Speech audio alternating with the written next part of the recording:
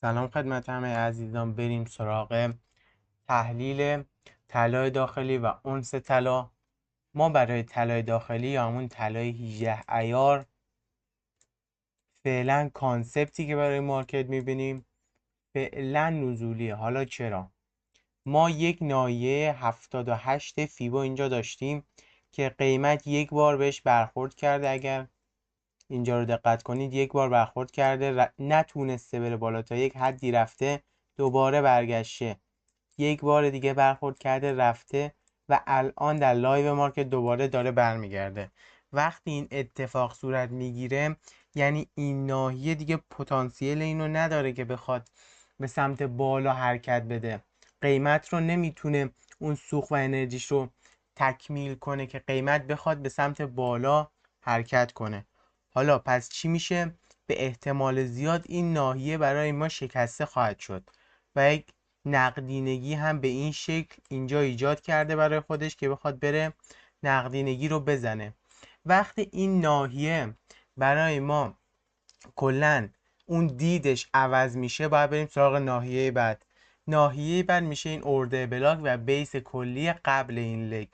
این یکی از لگ های خوب طلا بود که بیسش برای ما خیلی مهمه و زمانی که قیمت به این ناحیه برسه به احتمال خیلی زیاد یک ریاکتی خواهد داشت و اگر ریاکتش جالب بود بنده به شخص داخل کانال تلگرام و روبیکا ورودش رو اعلام خواهم کرد. حتما عضو اون چنل ها بشین، داخل کپشن همین ویدیو گذاشته میشه لینک اونها. حتما عضو بشین که بتونید از سیگنال ها نهایت استفاده رو ببرید، چون باید قیمت به این ناحیه برسه. اگر یک ریاکتی که در تایم فریم های پایین تر به ما بده و یک ساعته بریم تاییدش کنیم اونجا ورودهاش رو حتما میذارم.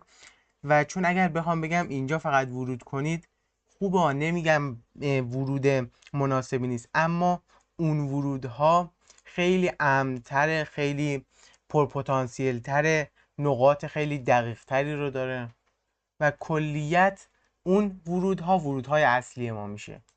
و اگر بخوایم بریم اونس طلا رو هم یک بررسی کنیم، ما در تایم فریم روزانه برای اونس قیمت یک لگ ریزش داشته، اصلاح کرده، لگ دوم رو زده و اگر دقت کنید این کف زمانی که قیمت اومده سراغ این کف یک شادو زده، نقدینگیش رو جمع کرده به سمت بالا رفته و دوباره قیمت داره میاد به سمت این کف. اگر بخواد سناریوی قبل رو برای ما ایجاد کنه، یعنی بیاد زیر کف یه شادو بزنه برگرده، مثل سناریوی قبلی میشه و باید بررسی کنیم. ما الان اگر بریم یک تایم فریم پایین تر پله‌ای بخوایم با قیمت جلو بریم، لول به لول، قیمت الان این ریزش اخیرش رو که داشته اومده بود، اگر دقت کنید این نقدینگی های این ناحیه رو برای ما جمع کنه. یک ترند نقدینگی اینجا داشت، اومد این رو جمع کرد.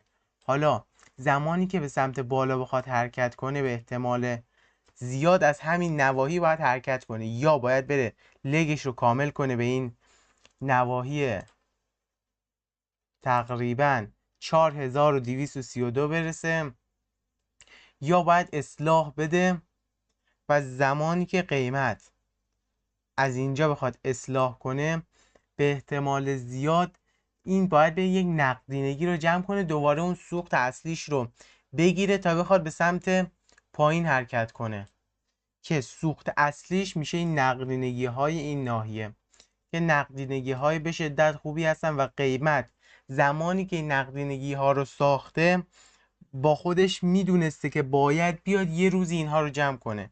قیمت وقتی این حرکت ها رو اینجا میزده و ریزشش رو انجام داده میدونسته باید بیاد یک زمانی نقدینگی ها رو جمع کنه، چون نقدینگی به این شکل نمیتونه داخل مارکت بدون هدف ساخته بشه و این نقدینگی ها به احتمال زیاد قیمت وقتی ریاکتش رو بده میره اینها رو جمع میکنه و از این بیس و ریاکشن بلاک به احتمال خیلی زیاد حرکتش رو خواهد داشت به تقریبا 4570